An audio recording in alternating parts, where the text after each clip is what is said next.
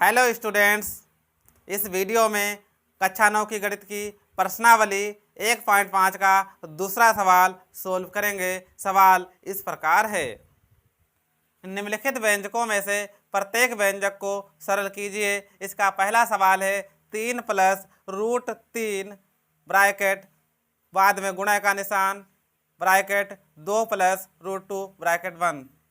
छात्रों, इन दोनों की आपस में गुणा करनी है।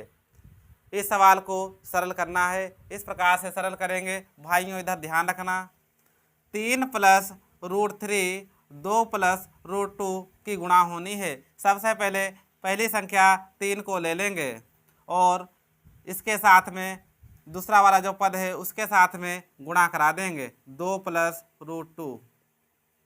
इसके बाद में बचा क्या, प्लस रूट 3।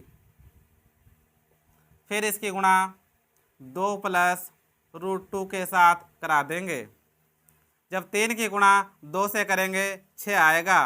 3 की गुणा रूट 2 से होगी।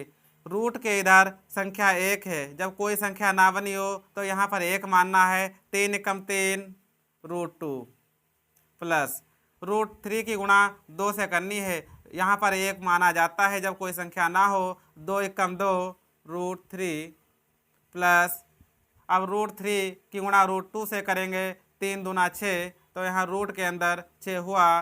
तो छात्रों, यह आपका आंसर हो गया। दूसरे सवाल पर आते हैं। छात्रों, इसका दूसरा सवाल है 3 प्लस रूट 3 की गुणा होनी है 3 माइनस रूट 3। मेरे भाइयों, यहाँ पर ध्यान दीजिए, 3 प्लस रूट 3 3 माइनस रूट 3, 3 यहाँ पर 3 यहाँ पर, रूट 3 यहाँ पर रूट 3 यहाँ पर, प्लस माइनस। इसका मतलब एक सूत्र हम लोगों ने कक्षा 7 में पढ़ा था, वर्गांतर सूत्र, x square minus y square बराबर एक बार प्लस में एक बार माइनस में। यहाँ पर इस सूत्र को अप्लाई किया गया है क्योंकि एक बार प्लस में एक बार माइनस में। यहाँ पर देखिए, इसको x मान लीजिए और इसको y मान लीजिए, इसको x मान लीजिए, इसको y मान लीजिए। इसका मतलब x प्लस वाई अब x माइनस वाई, इसको x square minus y square की तरह से लिखा जा सकता है। तो इसको इस सूत्र में अप्लाई करेंगे तो इसके बराबर में आता है x square minus y square. हम लोगों ने इसको x माना था, इसको y माना था, इसको x माना था, इसको y माना था, तो x square minus y square हो जाएगा। इसका मतलब 3 स्क्वायर माइनस रूट 3 स्क्वायर। 3 की गुणा 3 से करेंगे 9 आएगा माइनस। मेरे भाइयों, रूट 3 की गुणा रूट 3 से होगी। इसका मतलब हो जाएगा रूट के अंदर 3 की गुणा 2 बार जोड़ा बन जाएगा।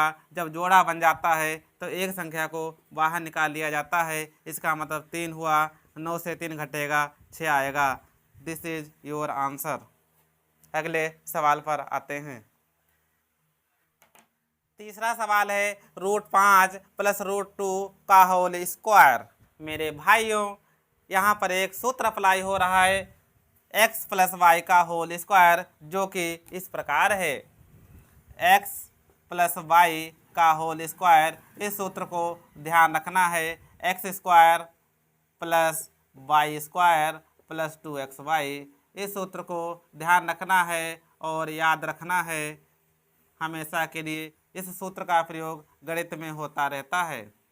छात्रों, इस सूत्र को इसमें अप्लाई करेंगे। रूट 5 को x माना और रूट 2 को y मान लेंगे। इसका मतलब एक्स स्क्वायर का मतलब रूट 5 का स्क्वायर प्लस वाई स्क्वायर का मतलब रूट 2 का स्क्वायर प्लस सूत्र से 2 और एक्स वाई की गुणा। x का मतलब यहाँ पर रूट 5 है, y का मतलब रूट 2 है। भाइयों, रूट 5 का स्क्वायर का मतलब जब रूट 5 का स्क्वायर करेंगे, इसका मतलब रूट 5 गुणे रूट 5, जो कि रूट के अंदर 5 गुणे 5 आ जाएगा। जोड़ा बन के एक संख्या बाहर आती है, तो रूट 5 स्क्वायर का मान 5 हुआ। इसी प्रकार से रूट 2 का होल स्क्वायर का मतलब 2 हुआ, प्लस यहाँ पर 1 होता है जब कोई संख्या ना हो, यहाँ पर भी 1 होता है, 2 एकम 2, 2 एकम 2, रूट के अंदर 5 दूना 10 आ जाएगा, 5 और 2 को जोड़ा 7 plus 2 root 10। This is your answer, यही आपका आंसर है। चौथा सवाल है रूट 5 माइनस रूट 2 की गुणा होगी रूट 5 प्लस रूट 2 से। छात्रों यहाँ पर ध्यान दीजिए कि यहाँ पर रूट 5 है, यहाँ पर रूट 5 है, यहाँ पर रूट 2 है, यहाँ पर रूट 2 है, यहाँ पर प्लस है, यहाँ पर माइनस है। इस सवाल को देखने से पता चलता है कि वर्गांतर सूत्र का प्रयोग होगा, जो कि इस प्रकार है, x square minus y square इसके बराबर होता है एक बार प्लस में एक बार माइनस में। मेरे भाइयों, इस सूत्र को यहाँ पर अप्लाई करेंगे, x plus y x minus y, root 5 को x मान लेंगे, रूट 2 को y मान लेंगे, रूट 5 को x और रूट y को y। इसका मतलब x square minus y square हो जाएगा। x की जगह रूट 5 है, इसका स्क्वायर करेंगे, माइनस रूट 2 का स्क्वायर। यहाँ पर रूट 5 की गुणा 2 बार होगी, जो कि इस प्रकार होगी, रूट 5 इसका मतलब रूट के अंदर 5 गुणे 5 लिख देंगे, जो कि जोड़ा बनकर एक बार बाहर आ जाएगा, इसका मतलब 5 हो गया। इसी प्रकार से रूट 2 की भी गुणा कर लेंगे, इसका मान 2 आएगा, 5 से जब 2 घटाएंगे तो इसका मान 3 आएगा। दिस इज योर आंसर, यही आपका आंसर है। भाइयों, तीसरा सवाल है, आपको याद होगा कि पाई को एक वृत्त की परिधि मान लीजिए सी और उसके व्यास मान लीजिए डी के अनुपात से परिभाषित किया जाता है, अर्थात पाई बराबर सी बटा डी है। इस तथ्य का अंतर विरोध करता हुआ प्रतीत होता है कि पाई एक अपरिमेय है। इस अंतर विरोध का निराकरण आप किस प्रकार करेंगे? छात्रों, यहाँ पर पाई को एक अपरिमेय संख्या बताना है। कैसे है? सबसे पहले एक वृत्त बनाएंगे, वृत्त का केंद्र यहाँ पर है, वृत्त के केंद्र से परिधि पर मिलाने वाली जो रेखा होती है उसको त्रिज्या कहते हैं। त्रिज्या का जब दोगुना कर दिया जाता है तो यह व्यास हो जाता है। यहाँ पर व्यास को डी माना गया है, इस पूरी रेखा को डी मान लिया गया है, और वृत्त की जो आसपास का जो परिमाप होता है ये वाला, इसको परिधि कहा जाता है, जो कि इसको सवाल में सी माना गया है। यहाँ पर ये बताना है कि पाई बराबर सी बटा डी यहाँ पर बताया गया है। आपको याद होगा कि पाई को एक वृत्त की परिधि मान लीजिए सी, परिधि को सी मान लिया और उसके व्यास मान लीजिए डी, व्यास को डी मान लिया, के अनुपात से परिभाषित किया गया है। मतलब पाई को उसकी परिधि बट्टे में व्यास से परिभाषित किया गया। कहने का मतलब पाई का मान परिधि बट्टे व्यास के बराबर रखा गया है। इस तथ्य का अंतर विरोध करता हुआ प्रतीत होता है कि पाई एक अपरिमेय है। पाई को अपरिमेय कैसे है ये बताना है। इस अंतर विरोध का निराकरण आप किस प्रकार करेंगे? मेरे भाइयों, पाई का मान वैसे 22/7 होता है। यहाँ पर 22 भी एक परिमेय संख्या है, 7 भी एक परिमेय संख्या है। इसका मतलब पाई परिमेय संख्या हुई। परंतु छात्रों, ध्यान रखना है, 22/7 पाई का मान एग्जैक्ट मान नहीं होता है, यह लगभग में होता है। इसका मतलब कहीं ना कहीं इन दोनों में, अंश या हर में, कहीं पर एक अपरिमेय संख्या है। तो यहाँ पर लिखेंगे, क्योंकि सी और डी परिधि और व्यास में कोई एक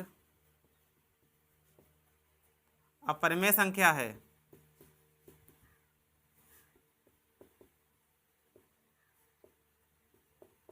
इसलिए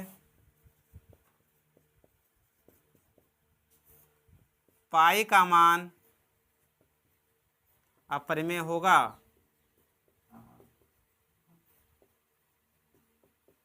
यही आपका आंसर है। छात्रों, एक बार दोबारा और दोहरा लेते हैं। यह एक वृत्त है, वृत्त का जो बाहर का परिमाप है इसको परिधि कहते हैं, जो कि सवाल में सी दिया है, और वृत्त के केंद्र से जो वृत्त को मिलाएगी वह व्यास हो जाती है, जो कि सवाल में इसको डी माना गया है। यहाँ पर यह बताना है कि पाई का मान अपरिमेय कैसे है। यहाँ पर पाई बराबर C/D दे रखा है। वैसे पाई का लगभग में मान 22/7 होता है, जो कि एग्जैक्ट मान नहीं है। इसका मतलब कहीं ना कहीं पर या तो अंश या हर में कोई संख्या एक अपरिमेय संख्या है। इसमें इस प्रकार लिख लेंगे, C और D में कोई एक अपरिमेय संख्या है, इसलिए पाई का मान अपरिमेय होगा। यही आपका आंसर है। अगले वीडियो में आप इसका अगला सवाल देखेंगे।